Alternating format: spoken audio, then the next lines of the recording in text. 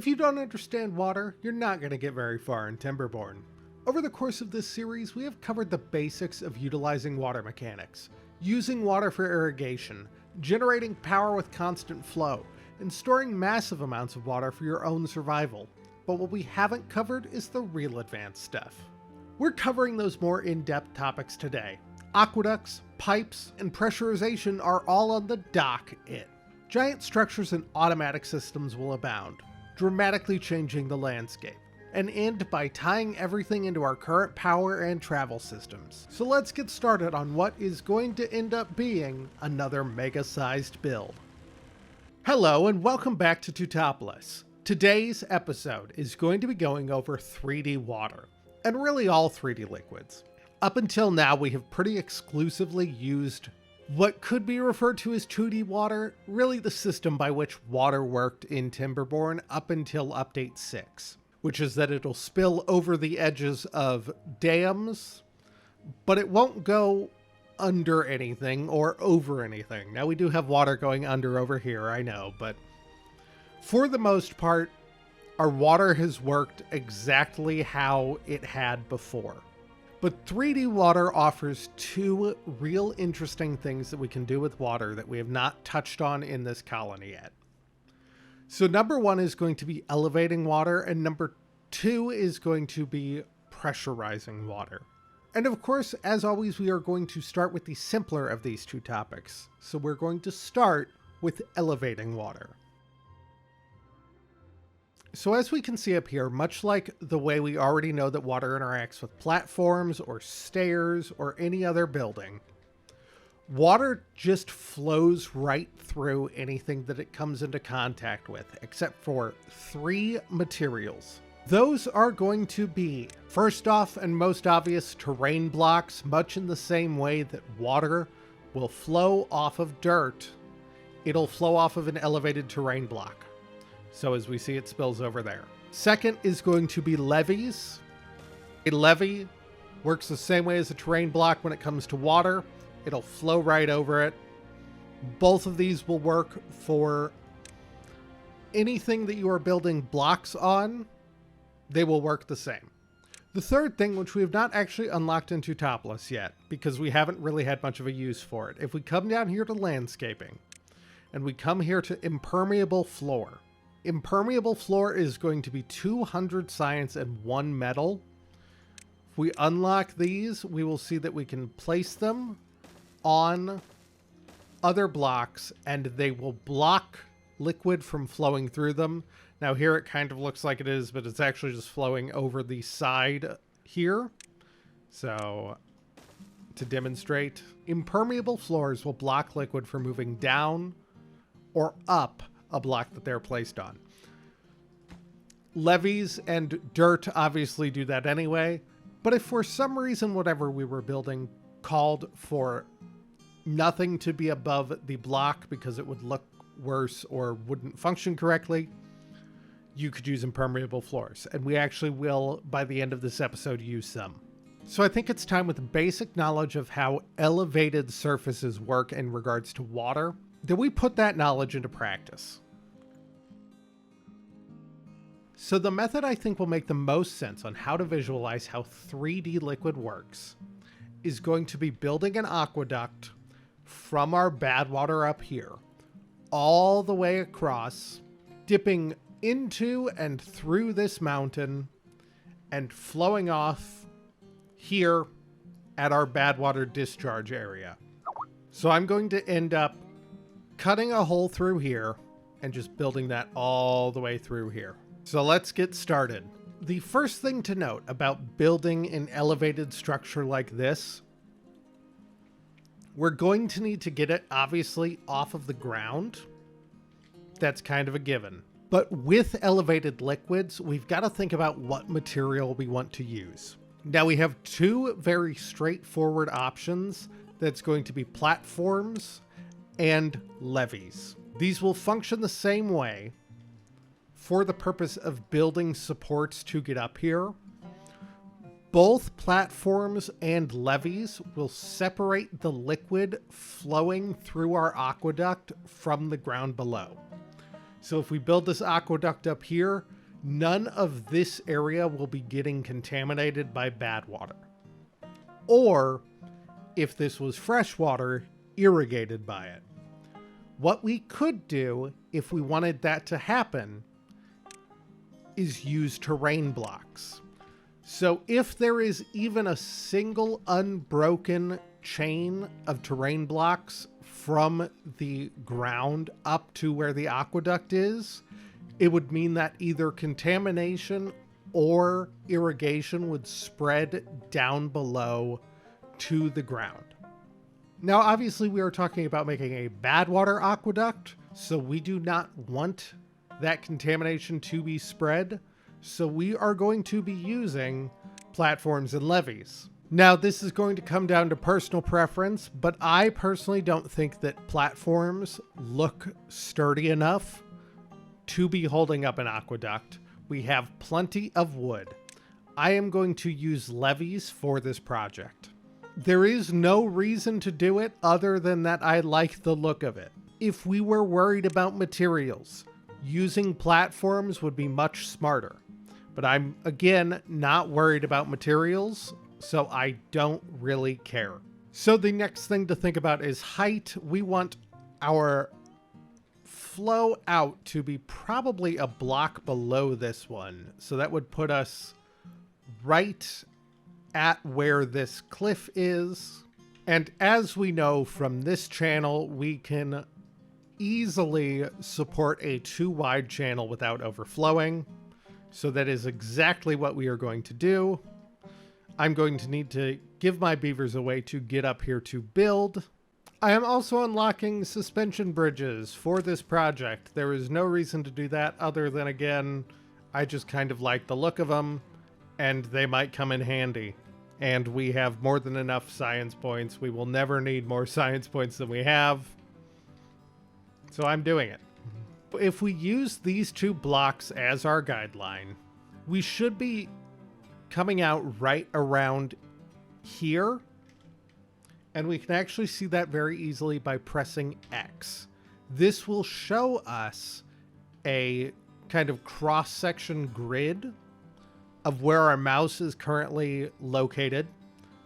A thing to note here, the incomplete blocks kind of above where this mouse is, that means that the block in that spot is not at the same height as the block I am mousing over. So we can see as those change here. And the full blocks, when looking at this grid view, it means that it is the exact same height as what I am mousing over. That'll come in handy in just a second. The other thing to note is that if we look down here, blocks below are going to be kind of more solid, whereas blocks above are less solid boxes there. So all that is going to come in handy, and I will make more use of it in just a second. So I am going to get us some levees. And then I guess right here and right here is where I am going to build those. From here, we can actually start on the beginning of our aqueduct system. And then we are going to once again unlock more of these overhangs. For this one, I'm going to want the largest overhang we have. So that's going to be 6x1. It's going to be 3,000 science points. It's going to be 36 logs, 36 planks, and 12 metal. We will unlock that. That'll be the bulk of what we use in this project. And then we are just going to take these overhangs and we're going to go 4 across like this. We are going to take our levees and we're going to drag them out along here. And then, like in the demonstration, to make sure that our Badwater does not just flow through these platforms, I need to add impermeable floors. And now from here, what we need to do is just continue this pattern as closely as we can. So we need to go out 6 blocks. 1, 2, 3, 4, 5, 6. We need to go 2 deep on whatever we're building here. So 2x4 for this pillar. And then we need to build it up to this height, actually one below. So that height with these pillars should be right. And then we are going to build this up until we see that we have gone level there with that, which is actually going to mean we're one block too high. So we're going to drop that back down. And then we are going to build more overhangs. And we are going to repeat that whole pattern with our levees and our impermeable floors. And then we will continue to do that along this ridge.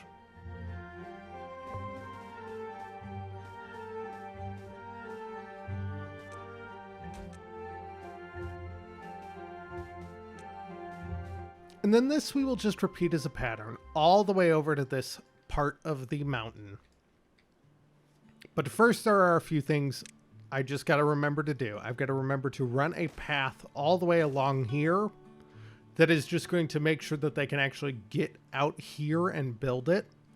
And then the other thing that is going to be very important, the way this currently is, our beavers cannot actually build this. They can build 1 or 2 blocks up on these supports. So we are going to need to remember to build them stairs up. Something along those lines should probably work. All this scaffolding will obviously get deleted. And then once they can actually get up here, they can build all of this easy enough. And then I'm just going to finish this off by making use of these suspension bridges that I just said we were going to use in this episode. And that'll give them a way to get across underneath. And I guess I could have actually just done that from here now that I think about it. But this little underbridge suspension bridge I will run along the bottom, giving them access to all of the supports as they need them. So I'll get to doing that. All right, and with them building away at our phantom aqueduct over here, we need to figure out what is going to happen once the water gets over to this mountain. Whoa. So I do want it to run under here because we're going to be building something up on the top of this mountain at the very end of the series, and I want to keep this untainted for that. So we're going to have to drop it down a few meters. And to do that, I may just run it at this height. So if we get some levees, and all we're going to have to do is that.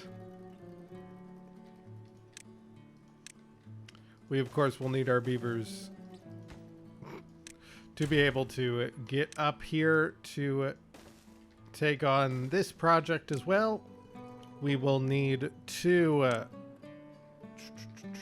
it's not going to be 6. What is it, 4? It looks like 4 should do us on the overhangs. And then all we're going to need to do with those is put levees and floors down, as with before. And then from here, we will need to cut a hole through this mountain with tunnels. And for now, it just needs to go to the far side of this mountain. We will worry about what happens with it over there later on.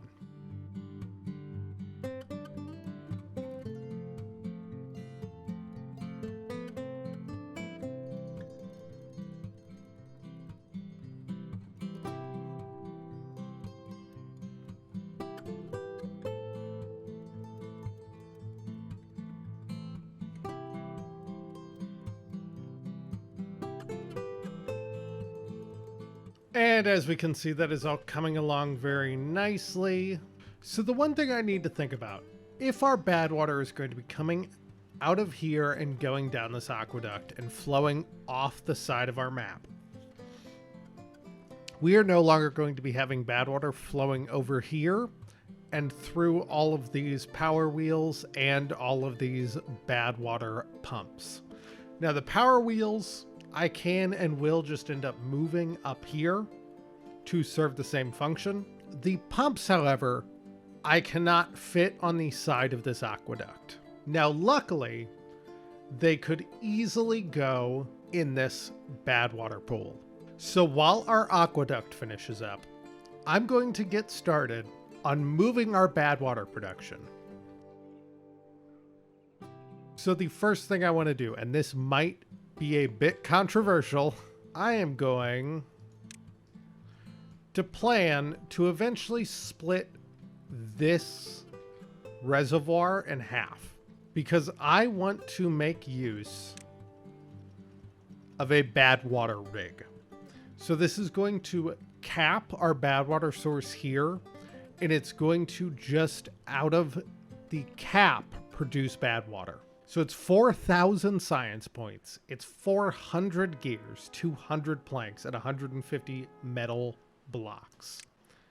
If we unlock this, we can see that it is a workplace, so it is going to employ 10 beavers, and we can start building it in the actual bad water, obviously. And then for the second bad water source, I'm going to want to build up just one block to match over here, but we can preemptively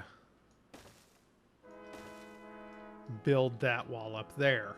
I also do want to just say I'm kind of astonished at how well this suspension bridge underneath the reservoir actually worked. I didn't think it was going to be this successful, but they used it in building pretty much the entire thing. And lastly, just so we can have some super finite control here, the last thing we can unlock with bad water is going to be this bad water dome. It's going to be 2,000 science points, 100 planks, 200 gears, and 100 metal blocks. We can put this over the other bad water source. They will build it once they can actually build this area up here. This will allow us to close this final bad water source over here. We're going to leave that open most of the time, but in the case where we need to do maintenance or anything on this aqueduct, being able to close this bad water source will give us the ability to do it safely. And actually, just to demonstrate that, I will get our beavers the ability to build all the way over here. And we can use both of these sources being closed to finish off what we are doing later on. And with that, both of our bad water structures here are done. So both of these, the bad water rig and the bad water dome, if I close it, are going to end up meaning that no bad water is generated from this area up here. As we can see, the flow is starting to stop out of this bit of the bad water reservoir. And soon, I can unpause that now, this bad water pump will start to pump all of the remaining bad water out of here. But then with most of this aqueduct done, in fact, I think it is coming fully out the other side, it's time to blow our channel through this rock wall. I'm going to blow these double dynamite first and nearly kill a beaver there. And then I am just going to make sure I've got 2 sluices at the bottom. I'm going to cover those with terrain blocks, and then at the very top I'm going to do dams, which will be useful in particular once we get our power reoriented up here along this reservoir later on. reservoir. That is an aqueduct. So with no beavers being over here, I can actually blow this hole right through. We can watch as the Badwater spills through our aqueduct. It may eventually make it over here. Or it may not. May not be enough pressure. There should be enough pressure with this much. Let's just open these fully. We will watch as our Badwater spills through here, right over this edge, safely down into this reservoir down here, and then out the side, flowing off of our little Badwater channel on this edge. And then since this dome is closed, we know we won't be getting any Badwater through here until we reopen it. So before moving on, I do just want to show off one more little thing. Down here where we tunneled through, we probably want these planks back. So I am just going to come here and I'm going to demolish building all of these platforms, and we will see that it is 245 planks we will be getting back. Now, because that is such a small area, doing that doesn't actually affect any of this mountain at all. There's just a tiny 1x2 tunnel there.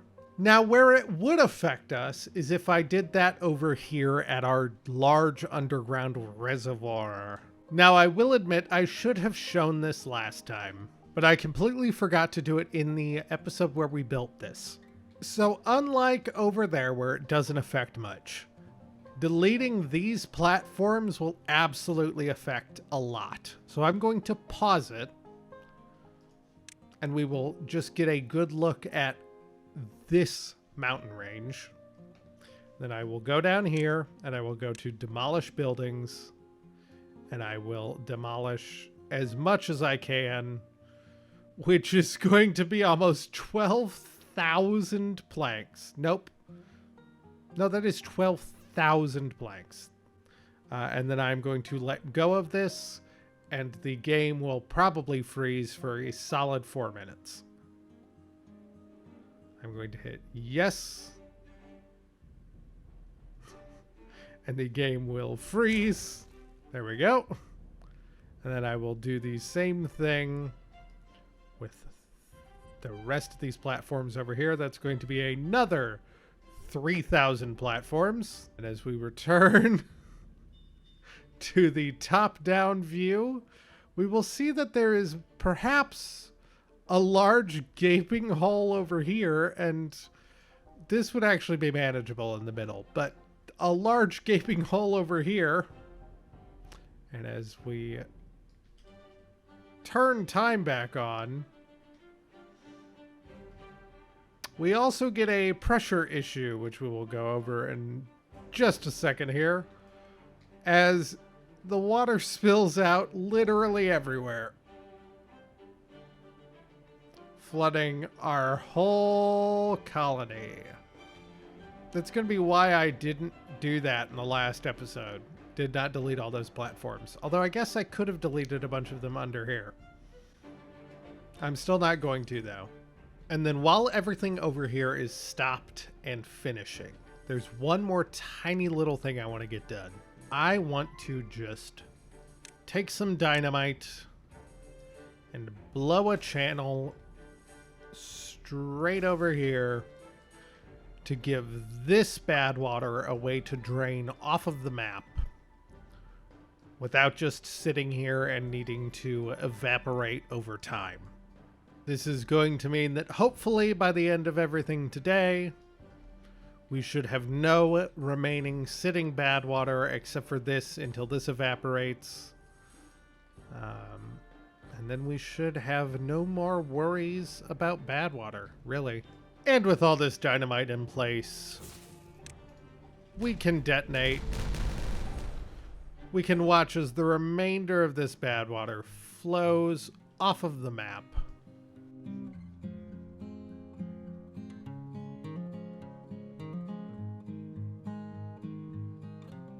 we can observe as the last of this bad water gets pumped out. I am going to relocate the zipline station up to here, because once this bad water is fully gone, we are going to have 10 more jobs up here. I'm going to get rid of this small tank and replace it with a large tank supplying bad water. And then with this now functioning, a large tank that is going to be finished anytime soon, it is time to reopen this bad water dome, and we will watch as the bad water begins to flow back out. And then slowly but surely is going to flow out of our aqueduct, fall down here, flow through our tunnel system, and right out and back off the map. As you can see, that will, well, now that the bad water is gone, it's not going to do much of anything. But that will normally fill this area up with bad water again. We will be working on this part, the outflow of this aqueduct, as well as what we build at the end of the episode, But with our now completely dry aqueduct, I think it is time for us to move on to the second part of the episode and the second topic with 3D water: pressure. So unlike simply elevating water with our aqueduct over here, the much more complicated mechanic that comes with 3D water is going to be pressure. So when talking about pressure, we need to keep in mind Bernoulli's principle. Now, this is a mathematical equation that shows the difference between two volumes of water that are interconnected and how the volume of both of those and the volume of the pipe that connects them is going to affect where the water ends up and how much pressure is being put on the various volumes. I am, of course, kidding here. That would be an insane mechanic for a game to implement, and even more insane to expect players to keep track of it just so they don't flood their colonies. Luckily, for the most part, pressure in Timberborn is pretty simple. The basic rule it follows is that of communicating vessels. That is going to say that two volumes of water that are connected by a pipe are going to more or less be at the same height. Now, there is a little bit of finickiness with water travel in Timberborn, but the basic principle is going to be pretty easy to demonstrate here. So I'm going to just get us an area over here to use for this.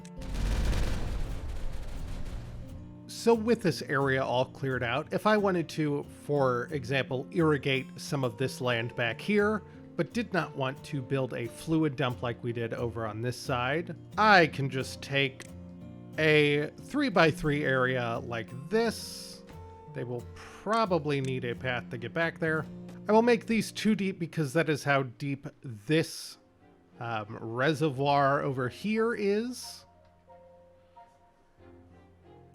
And then I will blow a hole.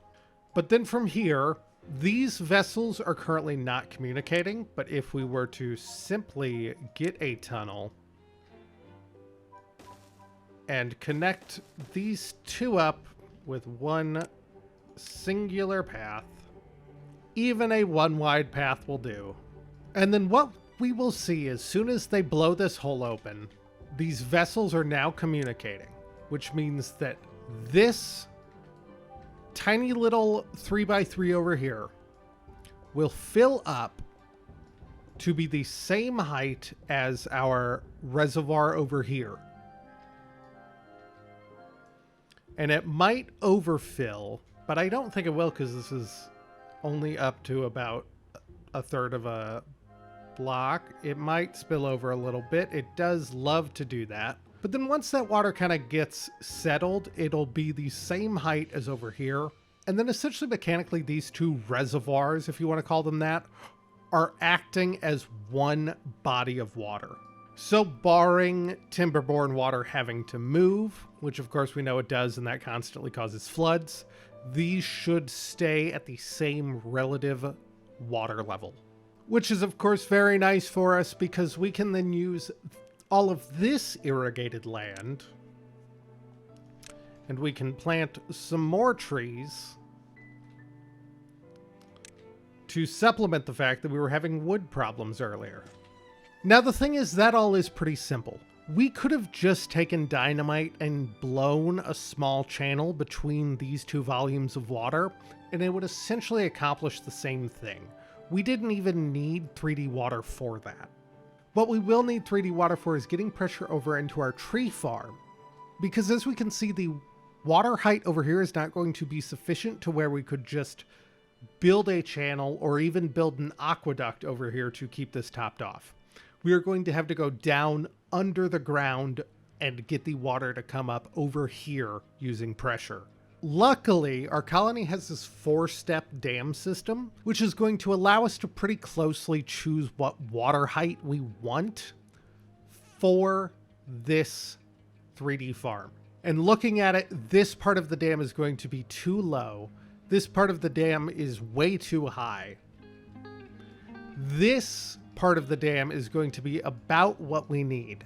I think it is 1 block higher than what we are going to ultimately need, but we will address that. So what we are going to need to do to pressurize this system is create a pipe underground that goes from this reservoir over to this bit of the 3D farm so that water will travel between the two of them. Man, this is flooding a lot, ain't it? So the first thing I think I'm going to need is honestly going to be a way for my beavers to get underground. And then this is going to be deep enough. I am going to drill a hole in this reservoir and through this pillar all the way to the bottom level of the map, because that is where these stairs are going to be at. This hole doesn't need to be super fancy. It's just going to need to go all the way down to that level 1. And then with both of these holes down at this level, all I do need to actually do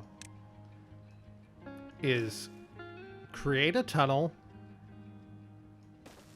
that goes from one to the other. And as always, that only needs to be 1 by 1. Now watching this, what we are going to see is that our water is going to, because I did it too early, spill up from there. So I'm actually going to turn off this fluid dump so we're not wasting water in a way that is just going to flood the rest of our colony. And then one little thing I want to do, I wish to preempt. I'm going to put a sluice right here. I'm going to set this to lower priority currently and these to higher priority. The sluice here is going to serve 2 functions. The sluice is going to allow us to shut the flow of water off if we ever need to get back into this tunnel for whatever reason. But it is also going to keep in a situation where this water level gets low, this water level from lowering to the same height. So it'll stay at the highest that this water level goes. But if the water is flowing off of the map for whatever reason, like I forget to raise this floodgate again, it won't also drain this. So as we will see, and why we will need this sluice pretty quick, our water is going to flow through here, and it is going to immediately flow up these stairs and start flooding everything. So let's hope that sluice gets built. Okay, the sluice is built. The water will slowly drain off. And now what we will need to do, we will need to sever this path and then stick a terrain block there. And with the terrain block in place, these are now 2 connected water sources, or water reservoirs, I guess. And there is no outlet like this staircase for that water to go and spill out everywhere and not get up to the top of our farm. So if we open this up, what we will see is that up through our pipe up here. It'll flow all the way up. And then it will begin to overflow. Now, the reason for that is because this is actually one block lower than our reservoir over here. So if we look, this is at height 7. Our dams over here are going to be at height 8. Now, this is not as big of, well, the flooding is, but this is not as big of an issue as it may seem initially. As I said in the intro, there are 3 things that block water moving upward. That's going to be our platforms, our levees, and our dirt blocks. So we can just get an overhang so that we're not covering that up. Some platforms, and then we will get our, I said platforms, I meant impermeable floors, and we will place those there. And then what we will see is now, with those in place, if we come down here and we open up this sluice, we won't actually be able to see it very well, but coming underneath here, the water will once again pressurize upward, and it will fill up to the top of this little area, and then it cannot go upward anymore because of our impermeable floors. So that is going to mean that this area is now irrigated without being flooded and without having that water dump. Now we can expand this concept even further, so we can even use this same initial pipe we had. Let's come over here, and just for fun, we will make a small pool of water up here, and then we dig that all the way down to the first level again, and then we go back here down to level 1. We will just need to once again dynamite our way from one pipe to the other, and we will build that in. And I could, as before, get rid of these platforms and get the planks back, but quite frankly, we don't need more planks. We're more than good. With that all in place, I'm going to once again close this. We will tunnel through here. We will delete this path and replace it with a terrain block. And terrain block in place. Sluice closed. We will see our 3D farm over here will get irrigated, and then we will watch as water pours over the lip of this. And will probably spill over for a second, if I had to guess. That should settle down right as this does.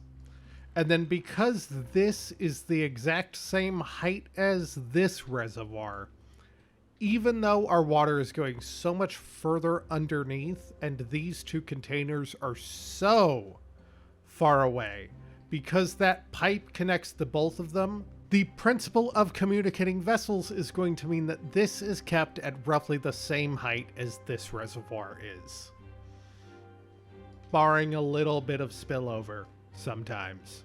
So that's the simplistic way that pressure works in Timberborn. But there is one exception to this. One actual way to gain more height and more pressure than what is already present in a system. So I actually had to go back an episode to be able to properly demonstrate this, because you can't see any of this in the current save of Tutopolis. But the only way that you can properly pressurize water in Timberborn is going to be sequestering it from the initial water source. Now, what I mean by that, if we were to build up a little bit of a system here, by which we could, I want to say pressurize because that's the word, but create a system in which the water from the water sources can only come out right here. Number one, what we will find if we go down to our stream gauge is that the water coming out here is going to be flowing faster than the water, for example, down here. This down here is only going to be at 1.3 cubic meters per second. The water moving up here through this 2x2, nope, through this 2 wide pipe thing is going to be moving at 3 cubic meters per second. But the other thing we will notice, if I were to build upward, it will not matter how high up I go. The water will be able to fill a volume all the way up to essentially map height here, which is right there. So the water will be able to fill up and overflow up to that map height. Now, if I were to close this off so that water can no longer flow through it, tunnel through right here, move this water all the way over here, and I believe we can go 3 blocks over. And if I were to build up again like this, what we will see is that since it can spill out over the sides, these dirt sides of this channel, it cannot actually fill this volume up. Unless I were to once again take terrain blocks and cover this channel up so that water cannot flow upward. We have now pressurized this volume to where once again we could go all the way up to terrain height with this. I'm not going to do it because I think you can understand. This would be able to go all the way up to terrain height. And that would be true even without this having the water currently at a higher height. If we were to just cut this right out of here and then cover this back up, we will see that water will continue flowing out of this volume because this is pressurized.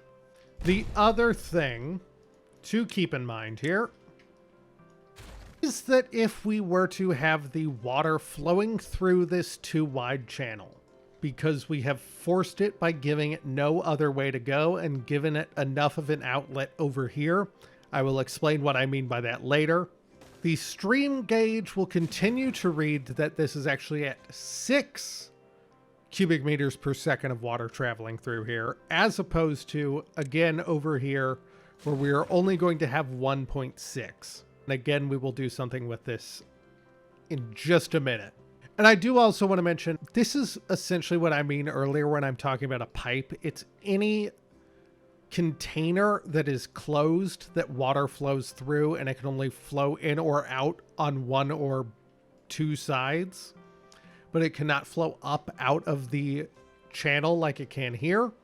Obviously, as I've shown, you can build it out of dirt. You could also dig it with tunnels. You are also able to build pipes if you want to build them early on with levees. Now, you are able to do that with levees either by making a line of levees on both sides, putting platforms in the middle, and throwing a levee on top. That would be sufficient for early game. That is going to work as a pipe. You're going to get a bunch of water flowing out here because that's the only place it can go. I've never seen this actually, but it appears to have flown backwards over the top because of how high it is getting. That's kind of funny. Later on, much of the way we use them over here, you can also use impermeable floors on top of platforms with levees or any other block that water cannot flow through to create that pipe. So that is going to be how you make pipes before you get tunnels or dirt, and at the very least how you can make pipes without dirt above ground. So with all that in mind, let's go back to Tutopolis and put all of this together in our final project of the episode. And so our final project is going to be putting all of these concepts together. We are going to take our Badwater outlet that is used during bad tides. we are going to make another aqueduct going along this part of our map. We are going to use it to generate power like we will use this one. But we are also going to take our dirt and our impermeable sources. We are going to force this 6x6 into a 2x2. And we are going to pressurize the water, put it into a 2x2 channel, going super fast down this way. And then we will build a structure down here to expel all this bad water without contaminating our map. And that's how we're going to end it. So to start, we obviously just need some dirt and some dirt and some dirt. And we are going to go with these middle two. We'll just do that. And from here, we will once again get our 4x4. Oh, and we have a stuck beaver because I don't even know how that beaver got there. But we will free them, I guess. These beavers aren't going to die today, so that's okay. We'll let them deal with that. We will just once again continue on. And because it worked so well last time, I am just going to go with the exact same pattern as before. Yes, we did run into wood issues. I'll deal with it. I just think it will look so much better this way.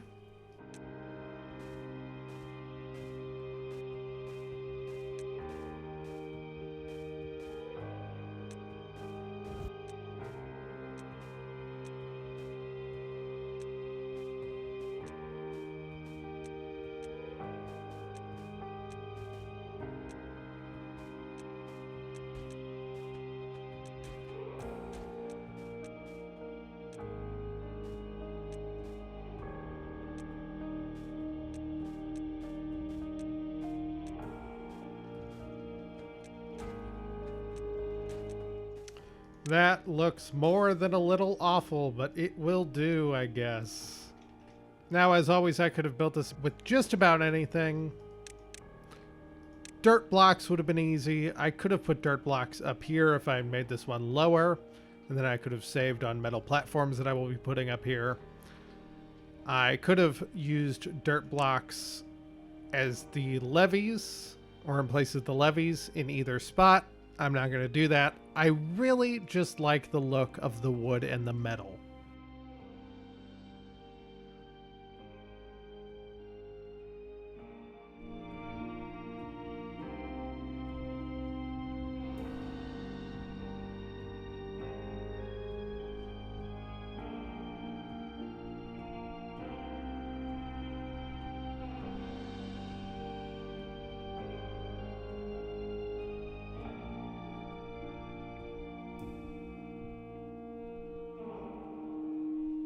All right, and since things are finishing up over here and we are currently mid-drought, I think it is probably a good time to finish up. We still need to extend our aqueduct from this Badwater source, as well as get this Badwater aqueduct somewhere to go. So we will start with this one. Now my plan here, I don't want the Badwater just flowing off down here anymore, because as we have seen, it will fill up this pool, which makes both this metal and these underground ruins inaccessible. And as we will see flowing over here to our district that we built, we are out of metal that we can collect over on this ridge. We still have one metal collection point up here, but then once this is depleted, the only place we will be able to get metal is over here in this Badwater flooding zone. So our goal is to take the bad water that is going through our current aqueducts and expel it somewhere that is not this channel. Now, as always, I could just move this bad water off the map at any point along this entire map. And I still feel like I don't want to do that. I want to get it off the map in this area. I will probably do it closer up to this corner in line with this aqueduct than right over here. But I just feel like expelling it off the map in this area, number one, is going to really help us with power generation, but two, it just feels like it's keeping consistent with the way the map was originally designed. I don't think there is any reason to do that if you don't feel the same way as I do, but that's just how I feel. And then we need to get this Badwater over in line with here. And then over here, I'm going to have to eliminate most of this cliff.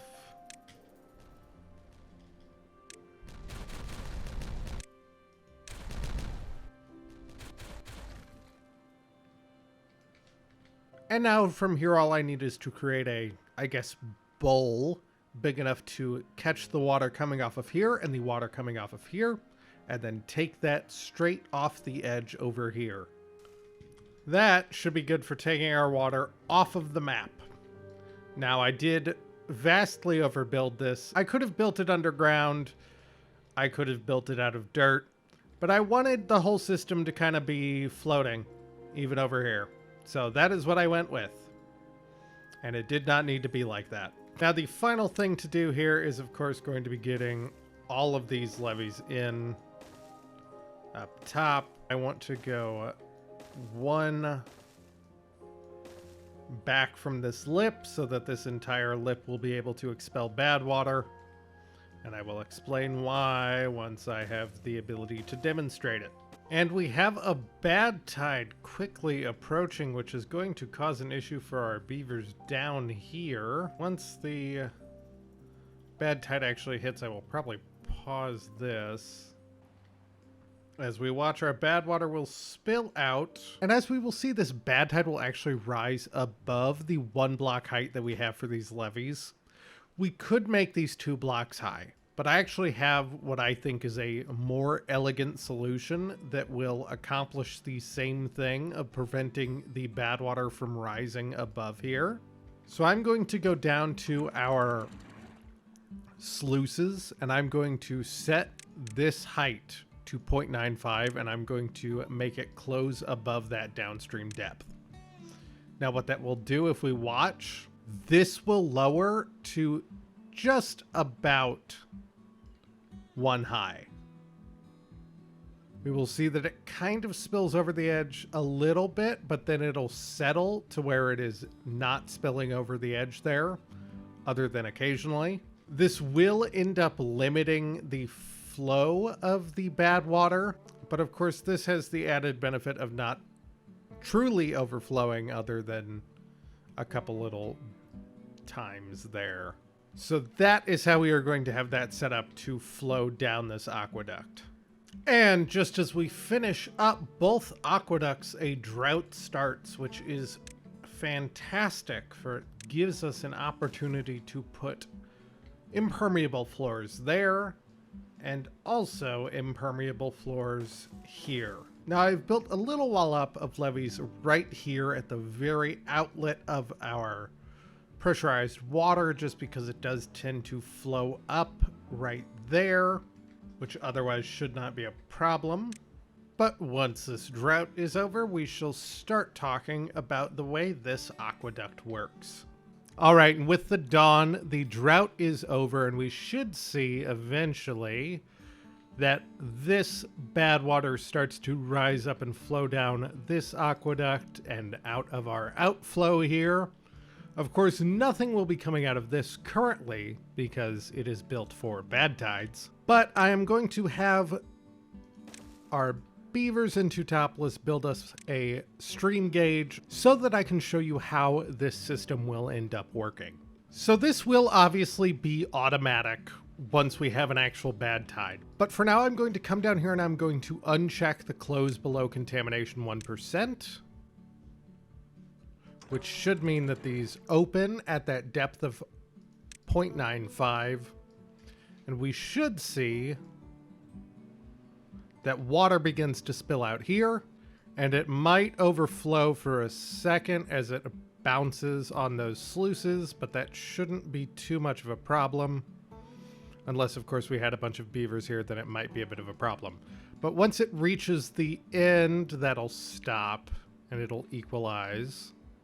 So what we will see once this all kind of equals out a little bit is that this stream gauge should sit somewhere between 4 and 4.5 cubic meters a second. Now that should end up getting us, I think it's around 500 horsepower for a water wheel that's over here. This will spill out over here just fine because the amount of water that can go over an edge is 2.2 cubic meters per second. So we've got 4 here and then 2 on the side. So that's going to be about, I believe it should be around 12-ish cubic meters per second that can spill over there. If I turned on dev mode and built 2 more levees, we would see that it would actually start overflowing because this is only going to be 4.4 cubic meters a second of water that can get out of here. And, well, since it's overflowing, it's going to lower the amount of water traveling through here, but it actually will appear to slow down the current. Not enough can move through here, so it's going to make the sluices activate less or be open less. And so it's going to slow down the water in the entire system. Now, if I were to just completely open these up, we would see that it will very quickly flow over here. This is flowing out at, it looks like 1.06 depth, and it is flowing out at 6 cubic meters a second. So it doesn't actually have an issue flowing out over here, and because water evaporates so fast from a too high channel, by the time we get down to the end, it's not overflowing.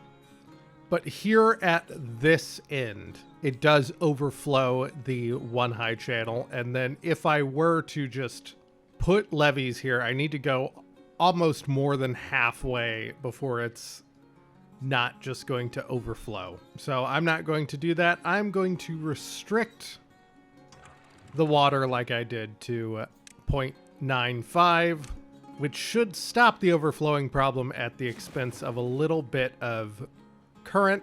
But since this is not going to be a main power generator and is just supposed to give us a bit of power during bad tides, I'm not super worried about it.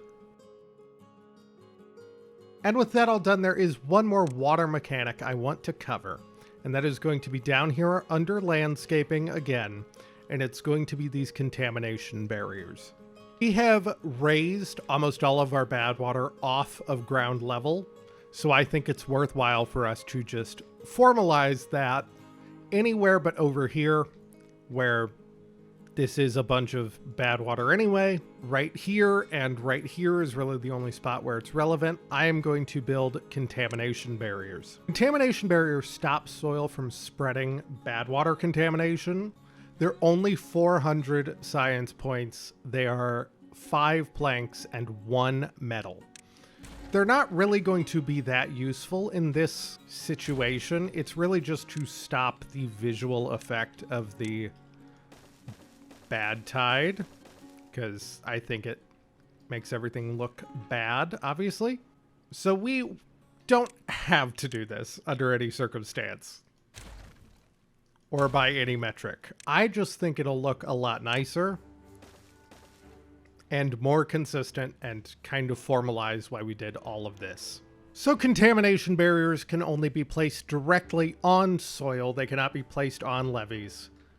They need to be placed outside of whatever channel has the Badwater running through it. So for instance, if we put them right here, they wouldn't actually do anything because the Badwater is flowing over them. So we can just put these all the way around. But as we will see here, these contamination barriers will stop the spread of contamination so that that red visual effect is no longer present on the ground. And that visual effect being gone does also mean that this ground is now usable as if it was not contaminated. So if I had a water source over here to irrigate this land, I could use it for farming, despite the fact that there is Badwater so close to it. It will function as if there was no Badwater here. So I'm going to do that on the other side too. And it's important to note that, like here, contamination barriers can go underneath platforms. That is the only way to build a path above a contamination barrier, because you cannot build a path directly on top of one.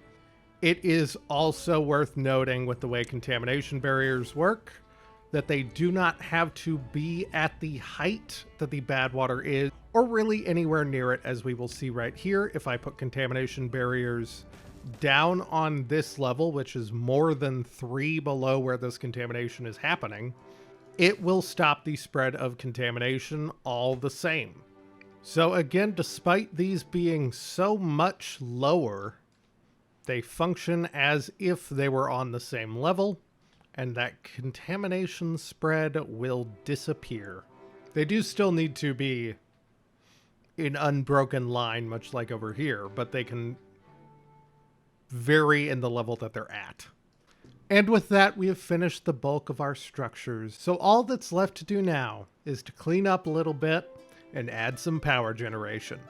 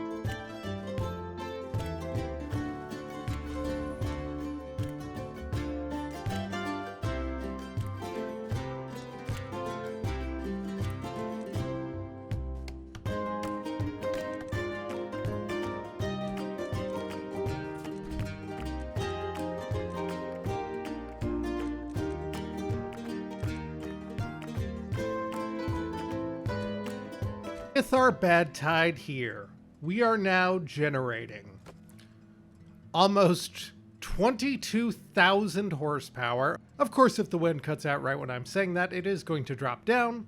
But with our aqueducts fully in power generation mode, we are pretty much more than set for power for the rest of the series. But the Timberborn Beginner Survival Guide is not over yet, so if you have enjoyed, please tell me anything you think I did wrong. Don't mention that I didn't put any windmills right here. I did that intentionally. I like it better. But anything else you think I did wrong or explained poorly, write it down in the comments.